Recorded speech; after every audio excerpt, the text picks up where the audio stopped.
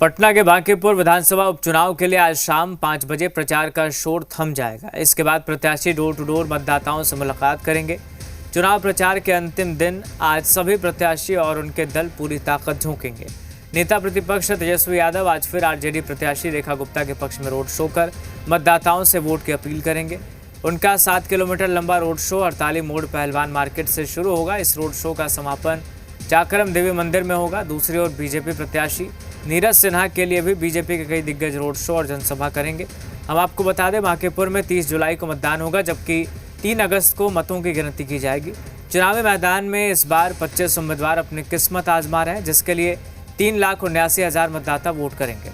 कायस्थ बाहुल इस सीट पर मुख्य रूप से बीजेपी के नीरज सिन्हा, जनसुराज के प्रशांत किशोर और आरजेडी के प्रत्याशी रेखा गुप्ता के बीच मुकाबला है।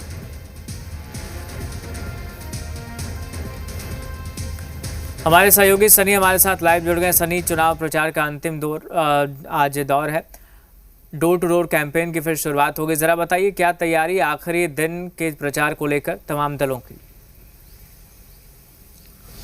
देखिए, आखिरी दिन जहां विपक्ष की ओर से तेजस्वी यादव खुद मोर्चा संभाल रहे हैं और लगभग 7 किलोमीटर लंबा आज का उनका रोड शो होने वाला है। इसके अलावा भारतीय जनता पार्टी के तमाम बड़े नेता भी आज डोर टू डोर कैंपेन करेंगे। दरअसल कल देर रात तक भारतीय जनता पार्टी के नेताओं ने रोड शो किया और उस क्षेत्र में घूमा और सरकार के द्वारा जो कार्य किए गए हैं उसकी चर्चा और उसका जिक्र करते हुए उन्होंने अपने प्रत्याशी के लिए वोट मांगा है। वहीं तेजस्वी यादव ने भी कल रोड शो किया और आज तेजस्वी यादव का रोड शो है, तो ये कह सकते हैं कि अंतिम दिन और पूरी तरीके से प्रचार प्रसार में सभी दलों ने जोर लगा दिया है। एक तरफ जहां महागठबंधन है, वहीं दूसरी तरफ एनडीए गठबंधन, वहीं प्रशांत किशोर भी इस बार चुनावी मैदान में हैं। तो इस बार जो मुकाबला है वो काफ़ी दिलचस्प होने जा रहा है बांकीपुर का।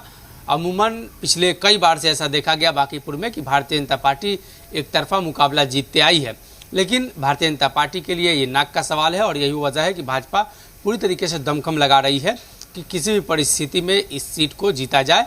राज्य सरकार की उपलब्धियों को गिना रही है और खुद यहाँ के जो जनप्रतिनिधि रहे हैं नितिन नवीन, जो भारतीय जनता पार्टी के राष्ट्रीय अध्यक्ष हैं, वो भी कल देर रात तक लगातार कैंपेनिंग कर रहे थे। इसके अलावा बिहार के मुख्यमंत्री सम्राट चौधरी सहित तमाम वो लोग इसमें शामिल थे।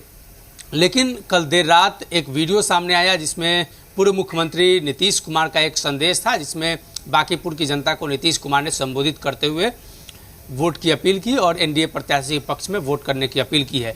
तो ये बड़ा ही महत्वपूर्ण है। एनडीए की ओर से एकमात्र पूर्व मुख्यमंत्री नीतीश कुमार बचे हुए थे जो चुनाव प्रचार में अब तक हिस्सा नहीं ले पाए थे, उनका भी वीडियो संदेश आ चुका है। मतलब एनडीए की ओर से किसी भी प्रकार की कमी नहीं छोड़ी जा रही है ताकि आने वाले दिनों में भारतीय जनता पार्टी वाली एनडीए गठबंधन को परेशानियों का सामना उठाना पड़े। वहीं तेजस्वी जब से लौटे हैं तब से लगातार सरकार पर हमला बोल रहे हैं। देर रात तेजस्वी ने भी प्रेस कॉन्फ्रेंस करके सरकार पर निशाना साधा और जो इस सरकार के अंदर घटनाएं हुई हैं उन घटनाओं का जिक्र करते हुए मुख्यमंत्री पर हमला बोला। तेजस्वी जनसभा के दौरान और रोड शो के दौरान भी लगातार मुख्यमंत्री पर हमला बोलते हुए नजर आए और इस क्षेत्र में विकास को लेकर काफ़ी चर्चा है कि आखिर इस क्षेत्र में ये राजधानी का प्रमुख इलाका है बांकीपुर, तो कितना विकास हुआ है, अब तक कितने काम किए गए हैं। तो भाजपा उस लिस्ट को लेकर घूम रही है। तो इस क्षेत्र में न होने वाले काम का लिस्ट लेकर राष्ट्रीय जनता दल घूम रही है। और दरअसल राष्ट्रीय जनता दल राज्य भर में छात्र के मुद्दे को लेकर हो या नीट के मुद्दे को लेकर हो, तमाम मुद्दों को इस चुनावी अभियान में उतार चुकी है ताकि चुनावी अभियान में जनता के उस वोट बैंक का फ़ायदा मिले, उस तबके का फ़ायदा मिले जो लगातार सरकार की नीतियों से उनको परेशानियों का सामना करना पड़ रहा है। तो अब ये अंतिम दौर है और आज शाम तक चुनाव प्रचार होना है। तो पूरी तरीके से दोनों गठबंधन के अलावे प्रशांत किशोर ने भी पूरा दमखम लगा दिया है। और चुनाव प्रचार में सनी कौन से प्रमुख मुद्दे नजर आ रहे हैं? क्योंकि जनसुराज की बात करें तो प्रशांत किशोर ने तेज प्रताप की जो गिरफ्तारी है उसे पॉलिटिक्स से जोड़ दिया कि चुनाव है, इस वजह से ऐसा लगता है किया गया है। देखिए, चुनाव में अब तक जो मामले सामने आ रहे थे, बांकीपुर में चुनाव और बिहार के आपराधिक मुद्दों को लेकर विपक्ष हमलावर था।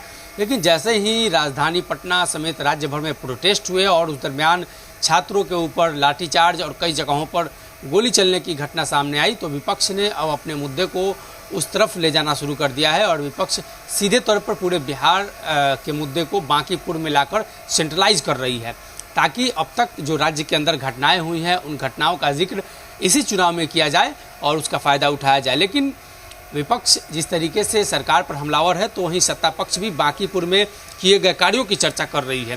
दरअसल हाल के दिनों में नितिन नवीन ने बांकीपुर में जो काम किए हैं और जिसमें प्रमुख कई नालों को पाट कर सड़क बनाए गए हैं, यानी उस इलाके के लोग जिस तरीके से जीवन बसर कर रहे थे और नई सड़क बनने की वजह से उन्हें किस तरीके से परेशानियों से छुटकारा मिला है, उसका जिक्र भारतीय जनता पार्टी कर रही है और केंद्र सरकार और राज्य सरकार की उपलब्धियों की चर्चा कर रही है। सरकार ने 100 दिनों में जितना काम किया है उसको लेकर भी लगातार सत्ता पक्ष चर्चा कर रही है कि 100 दिनों में इस नई सरकार ने क्या कुछ काम किया है और 100 दिनों के अंदर बांकीपुर में क्या काम हुआ है।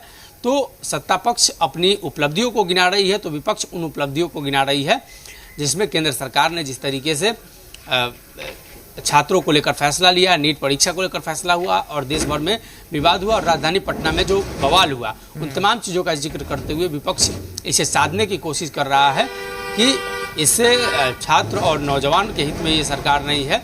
वहीं साथ ही साथ जो यहाँ के स्थानीय मुद्दे हैं, बरसात के समय में जल जमाव की समस्या है, इसके अलावा ड्रेनेज की समस्या है, तो ये एक महत्वपूर्ण समस्या है राजधानी पटना के लिए और उन तमाम मुद्दों को लेकर विपक्ष इस बार चुनावी मैदान में। बहुत शुक्रिया फिलहाल आपका सनी।